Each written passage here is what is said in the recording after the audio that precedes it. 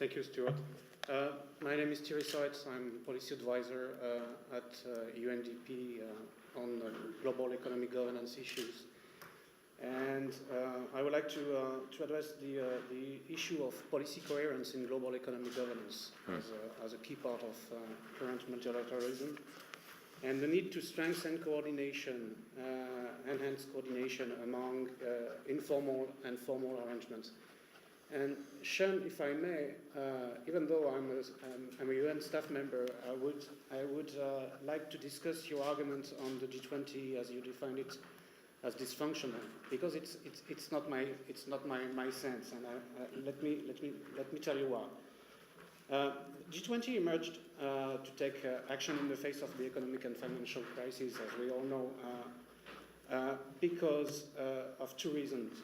The first one is that the existing set of international institutions, is it working properly? Oh, it was blinking. Oh, yeah. Did you hear me? Do I have to repeat what I said? Oh, okay. So the first reason is that the existing set of institutions has been unable to take action, suffering from what Stuart, in my sense, correctly depicted as inertia. And the second one is that it was supposed to be more effective from the most effective forum to tackle these issues, given the economic power shifting, and that has happened over the last 20 years, and that has been accelerating since then. So the G20 took leadership, and as it reiterated at the Cannes summit, the G20 aims to focus only on broad economic challenges. But these broad economic challenges are intertwined, integrated, and multidimensional. This is the point, and this is the issue of interdependence. For instance, global economic growth has an impact on development in developing countries, and the G20 took this into consideration in incorporating the development dimension in the action plan for growth. It has an impact as well on environment, on social policies, and on the pace of climate change, and of course on security. And against this backdrop of growing interdependence, we need policy coherence. And this is my point, because we are witnessing what? The G20 taking leadership in trying to address challenges, moving the issues forward more rapidly when the fear is here, and relying on formal arrangements, I mean specialized international organizations, to implement some of their decisions, only some of their decisions. But we are witnessing in the same time, we are witnessing some sort of mission creep in international organizations that tend to respond to these intertwined, interconnected challenges according to their own perspective. This is, for instance, the IMF, who is leading social policies right now. So, in my sense, what is needed is what Pascal Lamy used to call a triangle of coherence, which means to the G20, the leadership and the ability to build consensus as far as it's possible, to the specialized international organizations, the implementation power, thanks to their expertise, capacities, mandate, and so on and so forth, and to the UN, the coordination process, to provide this required policy coherence in the face of these global challenges. And here would come a specific role to a reformed ECOSOC, and I'm very, very, very precise on this because the current ECOSOC cannot play this role for the moment. And basically, because of this, because of interdependence, we need to take care of long-term interest, and I think this is what is at stake currently. Taking care of long-term interest of the whole humanity, of the humanity at large, because nation states are used to take into account their short-term vested interests. But in the face, and because of this interdependence, and which is the real, in my sense, game changer in the international order, we need someone to be in charge of this approach, of this policy making in the face of this long-term interest. And here it is a specific role, in my sense, if we can move forward concretely. Here is a specific role for the UN Secretary General, especially within the G20, where he is invited as other principals of international organizations. But he's not an expertise provider, as, for instance, the manager, the director of the IMF or the president of the World Bank. But it could have a very specific statute in representing the interest of the long-term interest of the humanity in the face of interdependence and global challenges.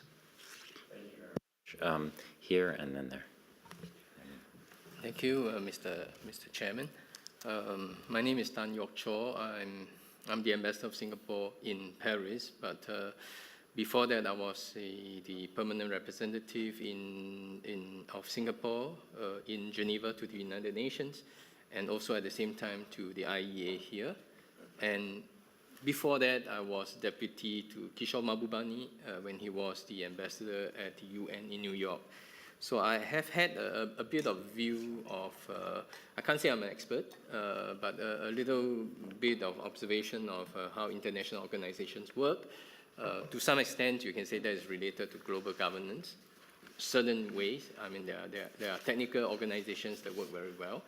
ITU, ICAO, IMO, etc., World Meteorological Organization, even to some extent the World Health Organization.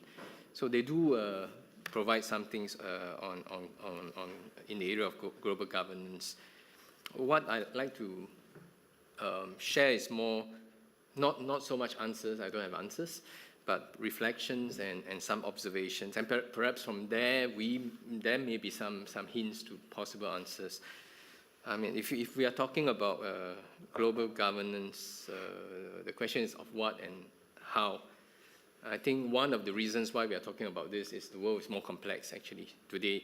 In the past, in a less crowded world, you can pollute as much as you want. Maybe your neighbor gets the pollution, right? Now, something happening in China, pollution in China, you have the black soot going across the ocean. You have a Chernobyl, you have spillover to a great area. So more crowded. Technology also part of the possible solution in the future, but also part of the problem. Technology helps us in the area of health. We can find new solutions. But at the same time, as we just recently read, some scientists discovered how to put together a H5N1 virus. Someone can very well put together a smallpox virus, right? So it compels us to have some, again, we call global governance, but basically some agreed rules. What are some things that we should watch out for and perhaps regulate? For the first time, I think human beings can affect and have affected things on the global scale. And one thing, the first thing that struck us, I think, was ozone. And fortunately, that was easier to deal with. And with companies, with governments, in fact, it was a state-led exercise to just get rid of certain chemicals, and we brought the whole ozone problem. Unfortunately, I think global warming is a more complicated problem. Then I'd like to just maybe focus a bit more on the area of health to see why things are getting more complicated. Perhaps sometimes it's the lower hanging fruits are already plucked. Where WHO started off some 30 years ago dealing with smallpox. On smallpox, everybody, it's such a dreadful disease. Nobody disputes there is a common interest. So eventually we managed to get rid of smallpox.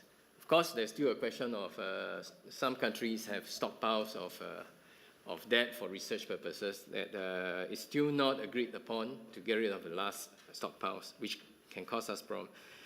Then we are still dealing with polio. We almost eliminated polio. We deal with AIDS.